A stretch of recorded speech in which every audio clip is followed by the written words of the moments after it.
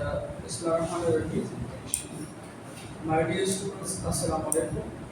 I am Dr. Mateen, Department of Physics, Islamic College, Peshawar.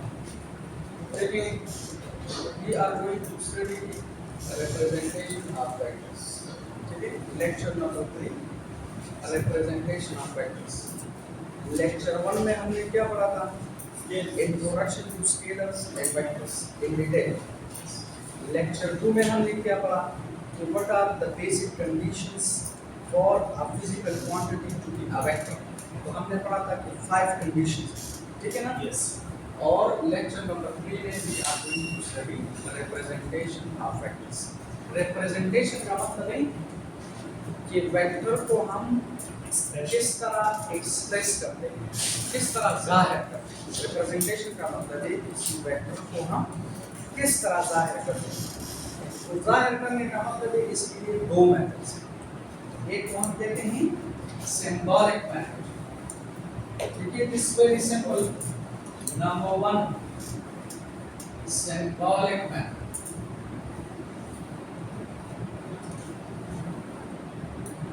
या symbolic representation. Symbolic मतलब है कि symbolically हम किसी वेक्टर को कैसे रिप्रेजेंट करते हैं. सिंबॉलिकली मींस अलामती तौर पर. मसलन your names are your symbols. मसलन if I say Haris, so that is a symbol for you. If I say suppose Ahmad, so it is a symbol. If I say suppose Hamza, so this is a symbol. If I say Musa, it is a symbol. तो symbolically अलामती तौर पर vectors को हम कैसे represent करते हैं. तो please remember, symbolically vectors को हम रिप्रेजेंट करते हैं या तो स्मॉल फेस लेटर से, मसलन A B C, small face letters. These are called small face letters. और इसके ऊपर हम एरो हेड लगाते हैं. इसका मतलब है this is a vector, this is a vector, any vector. It may be acceleration, it may be force, velocity, momentum, it may be angular momentum, it may be torque, whatever it may be. This is a vector. Or yeah, vectors are represented by capital face letters, capital letters. और इसके ऊपर हम arrow head लगाते हैं. सही है? मसलन अगर आप लिखते हैं A और इसके ऊपर भी एरो हेड लगाते हैं, this indicates this is a vector, this is a vector, this is a vector. लेकिन अगर आप इस तरह लिखें तो इसका मतलब वेक्टर नहीं. क्योंकि इसके ऊपर एरो हेड नहीं. बस बुक्स में इस तरह लिखते हैं, और से लिखते हैं एक स्मॉल फेस लेटर से लिखते हैं, स्मॉल फेस लेटर, और इनके नीचे एरो हेड लगाते हैं इस तरह. ये भी सही है. या कैपिटल लेटर से रिप्रेजेंट करते हैं और नीचे लगाते हैं, फिर भी सही, नो प्रॉब्लम. बस बुक्स में इस तरह लिखते हैं, स्मॉल फेस लेटर से रिप्रेजेंट करते हैं और इसके ऊपर इस तरह बात है. इसका भी मतलब है वेक्टर. आमतौर पर मैथमेटिक्स की जो बुक्स हैं उनमें इस तरह लिखा जाता है. और या स्मॉल फेस लेटर से रिप्रेजेंट करते हैं और नीचे बात लगाते हैं, इसका भी मतलब है वेक्टर. Understand? Yes, sir. और या कैपिटल फेस लेटर से रिप्रेजेंट करते हैं, ऊपर बार लगाते हैं. और या कैपिटल फेस लेटर से रिप्रेजेंट करते हैं और इनके नीचे हम लगाते हैं बार. अंडरस्टैंड? और या इसे हम बोल्ड फेस लेटर से रिप्रेजेंट करते हैं, बोल्ड फेस लेटर से. Bold face letters, bold face letters. Bold face letters का मतलब है जिनको आप ज्यादा इंक के साथ लिखें. मसलन इस तरह, if I right like this के ए, अगर आप कहते हैं कि ए इज अ वेक्टर, तो इसे हम ठीक है, इसका मतलब है वेक्टर. फिर इसके ऊपर या इसके नीचे हम एरो हेड या बार नहीं करते. अगर आप किसी वेक्टर को बोल्ड फेस लेटर से रिप्रेजेंट करते हैं, फिर निशान की जरूरत नहीं है, वेक्टर निशान की जरूरत नहीं है। या फॉर एग्जांपल आप इस तरह लिखें लाइक दिस, देखिए किस तरह बी से रिप्रेजेंट करें ज्यादा इन के साथ। अगर आप इसे लिखें जैसे कहते हैं बोल्ड फेस है, या फॉर एग्जांपल सी आप इसे ज्यादा इन के साथ लिखें, इसे कहते हैं बोल्ड फेस है। बस बुक्स में इस तरह लिखें, ठीक है, बोल्ड फेस है। आपने वो लैपटॉप में देखा होगा टास्क बार के ऊपर इधर लिखा हुआ है, इधर लिखा हुआ है बी, इधर लिखा हुआ है आई, इधर लिखा हुआ है यू, इसके अंदर सॉरी नीचे एक बार लिखा हुआ है। तो जब आप इस बी को क्लिक करते हैं तो वो जो लेटर है वो बोल्ड फेस हो जाता है, इस तरह हो जाता है। आप इसे वो करते हैं तो इटैलिक हो जाता है, इटैलिक, ठीक है। और इसका मतलब है कि अगर आप किसी सेंटेंस के नीचे बार लगाना चाहते हैं, अंडरलाइन करना चाहते हैं, तो फिर इसे क्लिक करें तो अंडरलाइन हो जाए। लेकिन बार आप लोगों के बुक में वेक्टर्स को हम आम तौर पे इस तरह रिप्रेजेंट करते हैं। Forget about the rest of it, बाकी से हम रिप्रेजेंट करते हैं। आपके बुक में हम कैपिटल लेटर्स या कभी कभार अगर जरूरत है तो स्मॉल लेटर्स और इनके ऊपर वेक्टर का निशान, ठीक है। तो this is called symbolic representation of vectors, यानी वेक्टर्स को हम इस तरह पहचानेंगे अगर उसके ऊपर वेक्टर का निशान, उसके ऊपर एरो हेड है तो दिस वेक्टर नहीं है। दूसरा जो मेथड है that is called graphical method या ग्राफिक मेथड, ठीक है। नंबर 2 है ग्राफिक मेथड या ग्राफिकल रिप्रेजेंटेशन। अगर आप किसी वेक्टर को ग्राफिकली रिप्रेजेंट करते हैं, ग्राफिकली का मतलब है पेपर के ऊपर ड्रॉ करना चाहते हैं, आप किसी वेक्टर को पेपर के ऊपर किस तरह ड्रॉ करते हैं, तो this is called graphical representation. Graphic method के लिए या ग्राफिक रिप्रेजेंटेशन के लिए we need 4 things. Number 1, इसके लिए क्या चाहिए? A suitable scale या proper scale, proper scale या suitable scale चाहिए। Number 1, अब समझ आइए किस तरह। Number 2, हमें स्ट्रेट लाइन चाहिए, स्ट्रेट लाइन, स्ट्रेट लाइन। और नंबर 3, डायरेक्शन सिस्टम चाहिए, डायरेक्शन सिस्टम, ठीक है। और याद रखिए number 4, we need arrow head, arrow head. अगर आप किसी वेक्टर को पेपर के ऊपर रिप्रेजेंट करना चाहते हैं तो we need 4 things, ठीक है। Number 1 proper scale, number 2 straight line, number 3 direction system, इसका क्या मतलब है बता रहा हूं, और नंबर 4 एरो हेड। याद रखें फॉर एग्जाम्पल अगर आपसे कोई पूछे कि सपोज हमारे पास कल हमने पढ़ा था displacement is a vector quantity,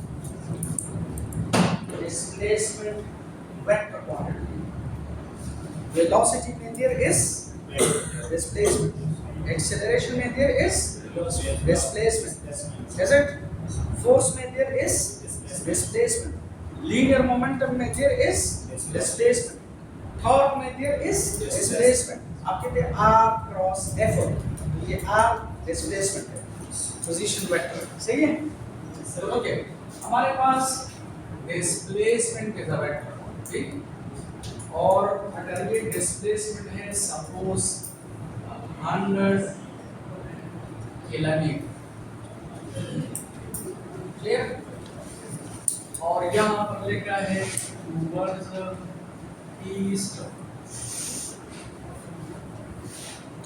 आपसे कि इस डिस्प्लेसमेंट को पेपर के ऊपर रिप्रेजेंट करो, एक्सप्रेस करो, जाहिर करो। तो आपको पता है 100 किलोमीटर डिस्प्लेसमेंट वेक्टर जो है वो हम पेपर के ऊपर ड्रॉ नहीं कर सकते।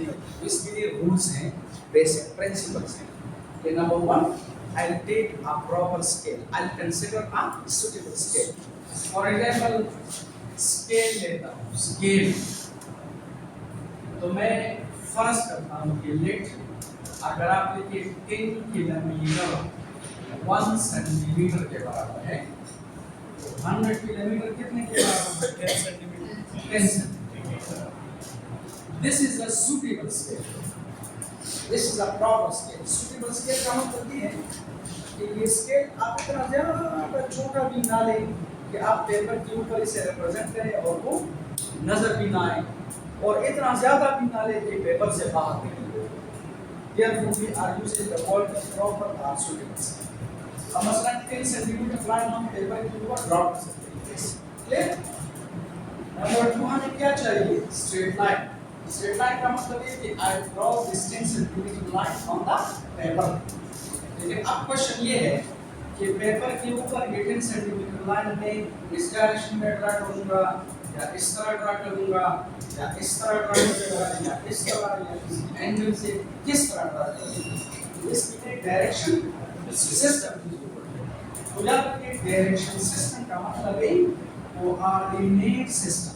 कोऑर्डिनेट सिस्टम, कोऑर्डिनेट सिस्टम का क्या मतलब है? इंशाल्लाह इसे कल पढ़ेंगे। कोऑर्डिनेट सिस्टम जो आपने मैट्रिक में पढ़ा है XY सिस्टम, और या इसे हम कहते हैं न्यूज़।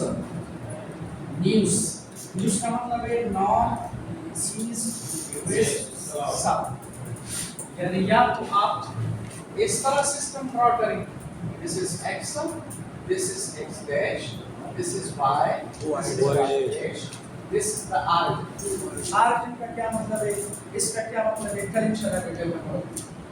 और या हम इस तरह रिप्रेजेंट कर सकते हैं, ये हमारे पास है ईस्ट, ठीक है। अब ईस्ट जिस डायरेक्शन में भी है, जिस तरह भी है, लेकिन आपके पास पेपर है बोर्ड है जो भी है, तो राइट साइड पे आप क्या लिखेंगे? ईस्ट। लेफ्ट साइड पे वेस्ट, ऊपर नॉर्थ और नीचे साउथ। इसे कहते हैं न्यूज़। नॉर्थ देखिए, north east west x. Clear? अच्छा, अब आप लोगों ने क्या करना है? Now step number 1, proper scale. तो 10 किलोमीटर को मैंने 1 सेंटीमीटर के बराबर लिया। 100 kilometre is equal to 10 centimetre. Number 1। Number 2, straight line. अब मैं स्ट्रेट लाइन ड्रा करता हूँ। कंफ्यूजन ये है कि ये स्ट्रेट लाइन में किस तरह ड्रा करूँगा, किस डायरेक्शन में ड्रा करूँगा? East west. East west. आप फुट ले लें और 10 सेंटीमीटर लाइन ड्रा करें। मसलन सपोज ये 10 सेंटीमीटर ईस्ट वेस्ट में ड्रा करें। अब क्वेश्चन ये है कि किस डायरेक्शन में? ईस्ट में। लास्ट क्या है? एरोहेड। आप इधर ना, आप इधर लगाएं। ये 10 सेंटीमीटर लाइन है और इसका ये डायरेक्शन है, and this is 100 kilometre displacement vector. Is 10 centimeter is the magnitude of this vector. अगर आप इस 10 सेंटीमीटर को वापस कन्वर्ट करें तो this is equal to 100 kilometre. Understand? तो 10 सेंटीमीटर इसका मैग्नीट्यूड है और ये एरो के डायरेक्शन रिप्रेजेंट करता है। This is called graphical representation of a vector on paper. Yeah, for example, if you consider another vector.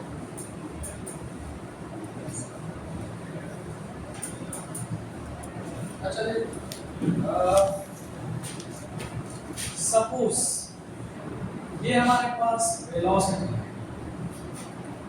और ये वेलोसिटी वेक्टर है। If I write this to be suppose 800 metre per second, लेकिन it makes a particular angle of 30 degrees with the positive, you can with positive x axis।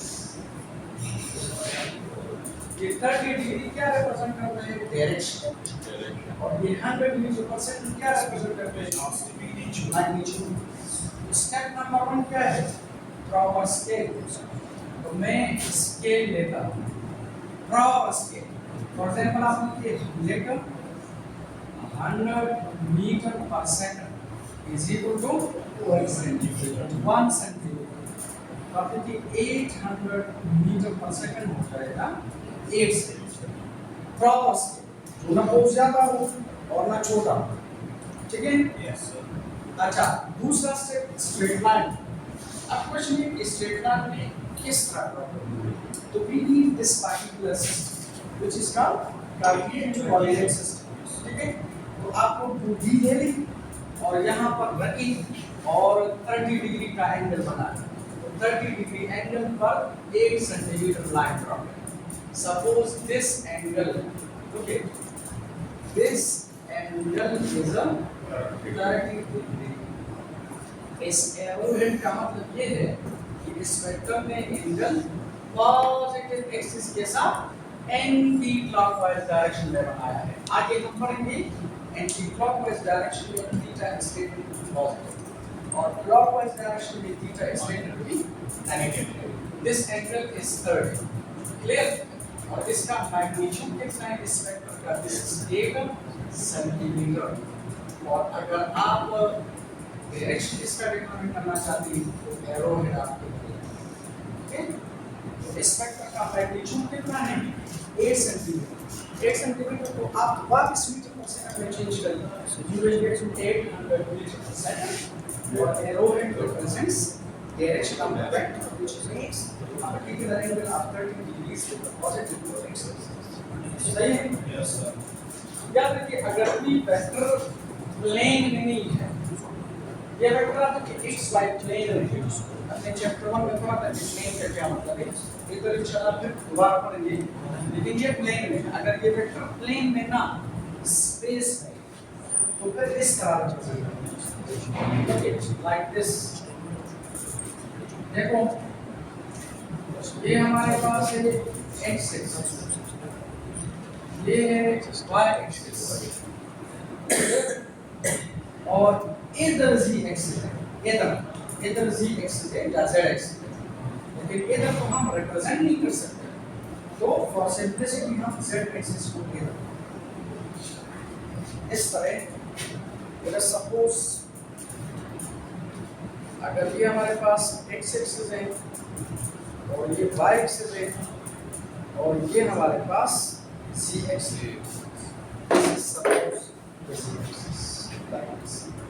this is x axis, this is y axis, this is z axis।